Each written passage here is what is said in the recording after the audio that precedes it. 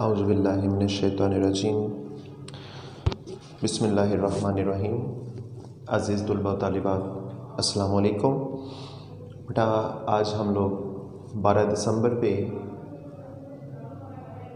اردو برج مندہم test session میں سے ہماری نظم ہے نعت، اس نظم کے چند اشعار کی تشریح کریں گے۔ اس کے شاعر ہیں امیر منائی، آپ کی پیدائش 1832 میں اور ان کی وفات جو ہے یہ 1900 میں ہوئی۔ یہ حضرت مخدوم شاہ مینا لکھنوئی کی اولاد میں سے تھے، اس لیے اپنے نام کے ساتھ منائی لکھتے تھے۔ آپ کا شمار اپنے عہد کے قادر الکلام شاعروں میں ہوتا ہے۔ اصناف شاعری میں غزل اور نعت میں ان کی زیادہ دلچسپی رہی۔ امیر منائی کی خاص پہچان ان کا نعتیہ کلام بھی ہے۔ اشعار کی تشریح کرتے وقت بیٹا آپ لوگوں نے ایک بات یاد رکھنی ہے، وہ سائڈ پہ پیٹرن سکرین پہ آپ کے سامنے موجود ہے۔ پچھلے ہفتے کے جو آپ کے ٹیسٹ ہوئے اس میں کچھ خاص آپ لوگوں کی کارکردگی دیکھنے میں نہیں آئی، بہت سارے بچوں نے مسٹیکس کی ہوئی ہیں، تو ابھی آپ کے پاس وقت ہے، اردو کو اتنا آسان مت لیں، یہ آپ کے نقصان میں ہوگا۔ اس پہ بھی محنت کریں، اس کو بھی ٹائم دیں جیسے دوسری کتابوں کو دیتے ہیں۔ اس کو صرف یہ مت کریں کہ صبح ٹیسٹ ہے تو بس ہم لوگ 1 گھنٹہ پڑھ لیں گے تو تیاری ہو جائے گی۔ اس کو تھوڑا سا تھارولی پڑھیں، ڈیپلی دیکھیں، پھر انشاءاللہ کلیئر ہوگا۔ ایک نظر دیکھنے سے یہ کام اچھا نہیں ہوتا۔ تو ہم لوگ اشعار کی تشریح شروع کریں گے۔ پہلا شعر ہے: صبا بے شک آتی مدینے سے تو ہے، کہ تجھ میں مدینے کے پھولوں کی بو ہے۔ مختصر سا مفہوم اگر آپ بنائیں گے تو یہ اس طرح ہوگا: صبح کے وقت آنے والی ٹھنڈی ہوا یقیناً تو مدینے سے ہو کر آ رہی ہے، کیونکہ تیرے اندر مدینے کے پھولوں کی خوشبو رچی بسی ہے۔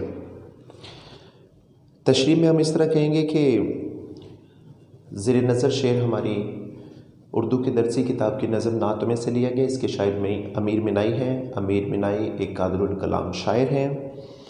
امیر منائی لکھتے ہیں کہ اے ہوا، تیرے چلنے سے تیرے اندر رچی بسی جو خوشبو ہے اس سے پتہ چلتا ہے، اندازہ چلتا ہے کہ تو کہیں عام جگہ سے نہیں بلکہ مدینے کی گلیوں سے گزر کر آئی ہے اور مدینے کی گلیوں کو چھو کر آ رہی ہے۔ تیرے اندر رچی بسی خوشبو بتاتی ہے کہ یہ مہک سب سے نرالی ہے اور یہ مدینے کے علاوہ کہیں اور نہیں پائی جاتی۔ اس کے بعد دوسرے مصرعے میں شاعر کہتے ہیں کہ تیرے اندر جو پیاری خوشبو ہے وہ اس کا پتہ دیتی ہے کہ تو اے ہوا میرے محبوب کی گلیوں سے گزر کر آ رہی ہے۔ صبح کے وقت چلنے والی ٹھنڈی ہوا سے فرحت ملتی ہے، اور اگر فضا میں خوشبو بھی شامل ہو جائے تو ماحول مہک اٹھتا ہے۔ شاعر یہ ساری باتیں کر کے اپنی محبت اور عقیدت کا اظہار کرتا ہے۔ وہ کہتا ہے کہ کاش ہمیں شہر مدینہ سے نسبت نصیب ہو جائے۔ اس ہوا میں مدینہ کی گلیوں سے ہو کر آنے کے باعث جو پھولوں کی خوشبو بسی ہے وہ یقیناً میرے پیارے نبی صلی اللہ علیہ وآلہ وسلم کی ذات مبارک کی خوشبو ہے۔ یہاں پہ آپ یہ بھی بیان کر سکتے ہیں کہ پھولوں میں جو خوشبو ہے وہ آقا کریم صلی اللہ علیہ وسلم کے پسینہ اطہر کی ہے۔ تو یہ ہوا جب مدینہ کی گلیوں سے گزر کر آئی تو اس کے اندر وہ پیار، وہ محبت شامل ہے جو آقا کریم صلی اللہ علیہ وسلم کی ذات سے خاص طور پر نسبت رکھتا ہے۔ دوسرا شعر: سنی ہم نے طوطی و بلبل کی باتیں، تیرا تذکرہ ہے تیری گفتگو ہے۔ مفہوم بنائیں گے تو اس طرح چھوٹا سا مختصر: ہم نے طوطی اور بلبل چھوٹے چھوٹے خوش آواز پرندوں کی باتوں میں، ان کی صداؤں میں، ان کے نغموں میں سنا کہ آج ان پرندوں کی زبان پر بھی آپ کا ذکر اور آپ کی تعریف جاری و ساری ہے۔ نبی کریم صلی اللہ علیہ وآلہ وسلم چونکہ تمام کائنات کے لیے رحمت للعالمین بنا کر بھیجے گئے، دنیا کی ہر چیز آقا کریم صلی اللہ علیہ وسلم کی تعریف میں مصروف ہے۔ ہر طرف सनाए मुस्तफ़ा की सदाएं गूंजती हैं। छोटे छोटे नन्हे मुन्ने परिंदे वो भी आपकी मोहब्बत और आपके प्यार के गीत गाने पर मजबूर हैं। कहता है कि आज की हवा को महसूस करके इसके अंदर जो आका करीम सल्लल्लाहु अलैहि वसल्लम की मोहब्बत प्यार शामिल है, इस चीज़ को महसूस करके परिंदे भी आपकी मोहब्बत में, आपका ज़िक्र, आपकी बातें करने में मशगूल हैं, मसरूफ़ हैं।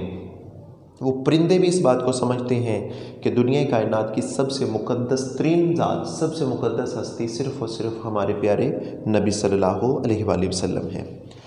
तीसरा शेर, जियूँ तेरे दर पर, मरूँ तेरे दर पर, यही मुझको हसरत, यही आरज़ू है। मफ़हूम ये होगा, मेरी ख्वाहिश है कि मेरी तमाम उम्र, मेरी सारी ज़िंदगी आका करीम सल्लल्लाहु अलैहि वसल्लम की चौखट पर, आप सल्लल्लाहु अलैहि वसल्लम के दरवाज़े पर बसर हो, और मुझे मौत भी आए तो आप सल्लल्लाहु अलैहि वसल्लम के दर अनवर पर ही नसीब हो। शायर तशरीह कुछ इस तरह से करेंगे। शायर की ख्वाहिश है कि मेरा जीना मरना मदीना मुनव्वरा के साथ जुड़ा हो, आपकी मोहब्बत के सहारे मेरी ज़िंदगी भी ख़त्म हो जाए, ज़िंदगी आपकी मोहब्बत में गुजरे, और जब मेरा आखिरी वक्त हो, मुझे मौत का आए, तो उस वक़्त भी मेरा सर आप सल्लल्लाहु अलैहि वसल्लम के दर अक़दस पर झुका हो। मुराद वो कहता है कि मेरी तमाम ज़िंदगी इश्क़ रसूल में बसर हो जाए। शायर इस बारगाह रसालत के साथ जुड़े रहने की ख्वाहिश करता है, तकाज़ा करता है कि उनकी तमाम ज़िंदगी आकाए दो जहाँ के दर पर बसर हो, उन गलियों में जहाँ आका करीम सल्लल्लाहु अलैहि वसल्लम के पाक पाँव मुबारक लगे। कहता है कि अगर उन गलियों की मुझे खाक भी नसीब हो जाए तो ये मेरी बड़ी खुशकिस्मती होगी। और कहता है कि अगर मुझे उस निस्बत से, जहाँ जिन गलियों में, जिस सरज़मीन पे आका करीम सल्लल्लाहु अलैहि वसल्लम के मुक़द्दस पाँव लगे, आपके जिस्म अतर की खुशबू और निस्बत मौजूद है, अगर वो जगह मुझे मिल जाए तो ये मेरे लिए बड़ी मुक़द्दर की बात होगी। चौथा शेर है, जमे जिस तरफ आँख जलवा है उसका, जो यकसू हो दिल तो वही चारसू है। शायर कहते हैं कि मैं दुनिया में जिस तरफ भी तवज्जो करता हूँ, जिस तरफ भी ध्यान करता हूँ, किसी भी चीज़ पे गौर करता हूँ, तो मुझे उसमें आप सल्लल्लाहु अलैहि वसल्लम का जलवा, आपकी मोहब्बत, आपका प्यार, आपकी ज़ात नज़र आती है। और जब मैं दुनिया से निकलकर अपने दिल में देखता हूँ तो मेरे दिल में भी इश्क़ रसूल के अलावा और कोई चीज़ नहीं। मेरी सांसों में, मेरी बातों में, मेरे दिलो दिमाग में, मेरे खून की रवानी में जो चीज़ शामिल है वो सिर्फ़ और सिर्फ आका करीम सल्लल्लाहु अलैहि वसल्लम का इस्म ग्रामी है। तशरीह में चले जाएं तो अमीर मिनाई आका करीम सल्लल्लाहु अलैहि वसल्लम से अपनी बेपनाह मोहब्बत व अक़ीदत का इजहार करते हुए कुछ इस तरह से कहते हैं कि मैं या रसूल अल्लाह दुनिया में जिस तरह भी नज़र उठाता हूँ तो मुझे हर तरफ अपने आका के जलवे नज़र आते हैं। शायर की आँख सिर्फ़ और सिर्फ आका करीम सल्लल्लाहु अलैहि वसल्लम का जलवा देखने की आती है, ख्वाहिश रखती है। उसे कायनात की हर हसीन चीज़ में सिर्फ़ और सिर्फ अल्लाह और उसके महबूब का अक्स, उसका जलवा दिखाई देता है। शायर कहना ये चाहता है कि अल्लाह ताला ने तमाम मखलूक़ात को पैदा किया, कायनात की हर चीज़ को तख्लीक़ किया, और फिर फरमान जारी कर दिया, या अय्युहल्लज़ीना आमनू सल्लु अलैहि वसल्लिमु तस्लीमा, कि मैं और मेरे फरिश्ते आप सल्लल्लाहु अलैहि वसल्लम पर दुरूद व सलाम भेजते हैं, लिहाजा ऐ ईमान वालो तुम भी आप सल्लल्लाहु अलैहि वसल्लम पर दुरूद व सलाम भेजो। तो इसके साथ कायनात की हर चीज़, वो जिन हो, बशर हो, चाहे वो नबातात हों या जमादात हों, वो हशरात हों या किसी किस्म के दरिंदे हों, परिंदे हों, ये सब के सब तमाम चीज़ें जानदार बेजान, सब के सब आका करीम सल्लल्लाहु अलैहि वसल्लम की तारीफ़, उनकी हम्द व सना में लगी हुई है। तो शायर कहता है कि मैं जहाँ भी देखता हूँ सिर्फ़ और सिर्फ आका करीम सल्लल्लाहु अलैहि वसल्लम का जलवा ही नज़र आता है, क्योंकि जहाँ तक अल्लाह ताला का महबूब, अल्लाह ताला का रब होना साबित है, वहाँ तक आका करीम सल्लल्लाहु अलैहि वसल्लम का रहमत लिल आलमीन, आपकी नबूवत का भी सबूत मिलता है। लिहाजा कायनात की हर चीज़ जब अल्लाह ताला के कंट्रोल, उसकी कुदरत में है, उसके कब्ज़े में है, तो हर चीज़ आका करीम सल्लल्लाहु अलैहि वसल्लम की ग़ुलामी में भी मौजूद है, हर चीज़ उसकी मोहब्बत, उसके प्यार के गीत अलापती नज़र आती है। पांचवा शेर कुछ इस तरह से है, तेरी राह में खाक हो जो मरकर, यही मेरी हुर्मत, यही आबरू है।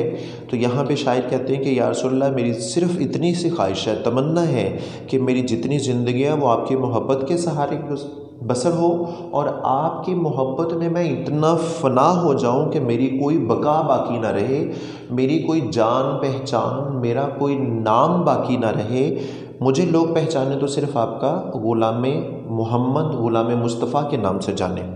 تشریح میں جائیں گے تو شاعر اپنی حسرت کا بیان کرتے ہوئے کہتے ہیں کہ کاش وہ عشق رسول صلی اللہ علیہ وسلم کی راہ میں مر کر خاک ہو جائے۔ اس کے نزدیک زندگی کی سب سے بڑی خواہش یہی ہے کہ وہ آقا کریم صلی اللہ علیہ وسلم کی محبت میں اپنی زندگی کو قربان کر دے، وہ آپ صلی اللہ علیہ وسلم کے بتائے ہوئے طریقوں پر عمل کرتے ہوئے جان دے دے۔ ایک سچے مسلمان کی اس سے بڑھ کر اور حرمت کیا ہو سکتی ہے کہ وہ آپ صلی اللہ علیہ وسلم کے راستے پر عمل کرے اور اسی طرح سے اسے موت بھی نصیب ہو جائے۔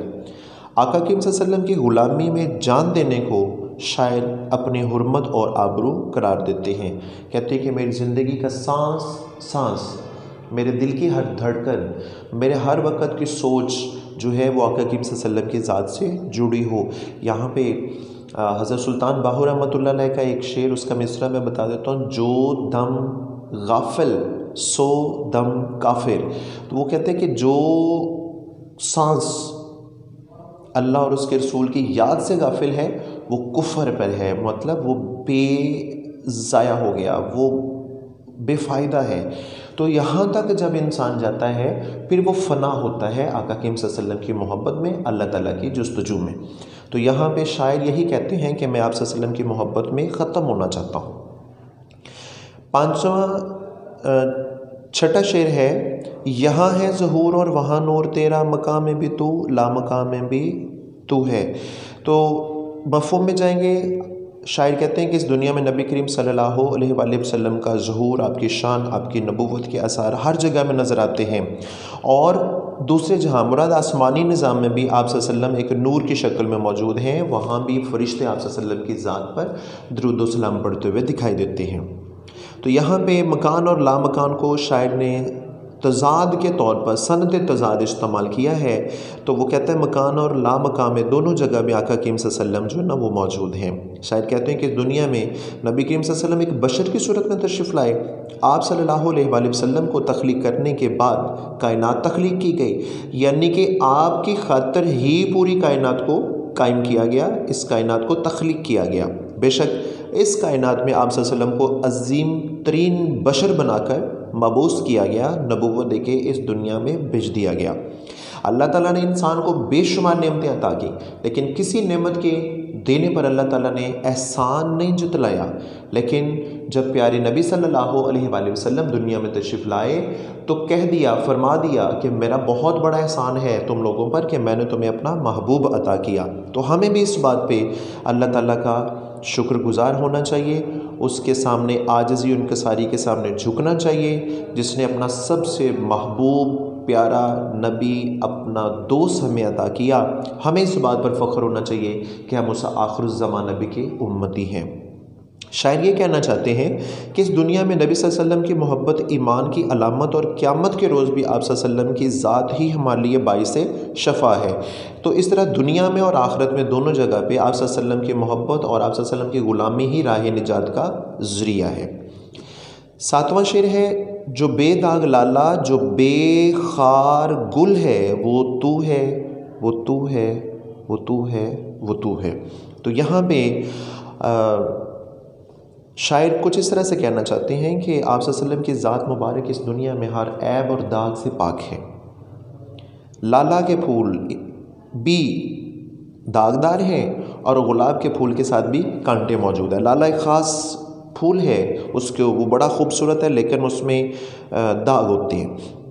تو یہاں پہ شاعر جو ہے نا وہ تشریح میں یہ کہتے ہیں کہ دنیا کائنات میں اگر کسی ایسے انسان کی مثال جس کا کردار پاک صاف ہو، جس کی گفتار پاکیزہ ہو، جس کے اوصاف پر اپنے تو اپنے دشمن بھی قسمیں اٹھاتے ہوں، جس نے کبھی کسی کو تکلیف نہ دی ہو، جن کے کردار پر کسی دشمن کو کبھی انگلی اٹھانے کا موقع نہ ملا ہو، کہتے ہیں کہ اس کائنات میں ایسے شخص کی، ایسے ذات کی مثال صرف اور صرف ہمارے پیارے نبی صلی اللہ علیہ وآلہ وسلم ہے۔ آپ نے پتھر مارنے والوں کو، رستے میں کانٹے بچھانے والوں کو، طرح طرح کی اذیتیں اور تکلیفیں دینے والوں کو آپ صلی اللہ علیہ وسلم نے معاف فرما دیا۔ طائف کے لوگوں نے پتھر مارے، آپ نے ان کی بہتری کی دعا فرمائی۔ مکہ کے لوگوں نے تنگ کر کے آپ کو مکہ چھوڑنے پر مجبور کیا، لیکن جب آپ فاتح مکہ کی حیثیت سے واپس آئے تو آپ نے سب کو معاف فرما دیا، حتیٰ کہ وہ کفار جن کے جرم اس قابل تھے کہ ان کو سزا دی جاتی، لیکن رحمت للعالمین نے ان کو بھی معاف فرما دیا اور ثابت کیا کہ آپ دو جہاں کے لیے رحمت ہیں۔ आसाइशें, सबके लिए प्यार और मोहब्बत लेकर तशरीफ़ लाए। तो दुनिया में वो फूल जिस पर कोई दाग नहीं और जिसके साथ कोई कांटा नहीं, वो सिर्फ़ और सिर्फ हमारे प्यारे नबी सल्लल्लाहु अलैहि वसल्लम की ज़ात है। जी बच्चों, आप लोग इसमें से अहम इशार मैं आपको पहले बता चुका हूँ, उसको दोबारा से देखें, पढ़ें और उसकी तशरीह करें। तशरीह करने का तरीका मैं आपको बता चुका हूँ। स्टार्टिंग 2 लाइन तशरीह की हेडिंग देने के बाद आप शायर के हवाले से बयान करेंगे और उसके बाद शेर की तशरीह कम से कम आपकी 7 से 8 लाइनों में जाने चाहिए। ये टोटल आपका जो तशरीह का पोर्शन होगा मुश्किल फाज के मानी निकालने के बाद। तो इसकी जो हमारी पैकेज बनेगा, साइज़ बनेगा, वो कम से कम 10 से 12 लाइनें होनी चाहिए। अल्लाह हाफिज़।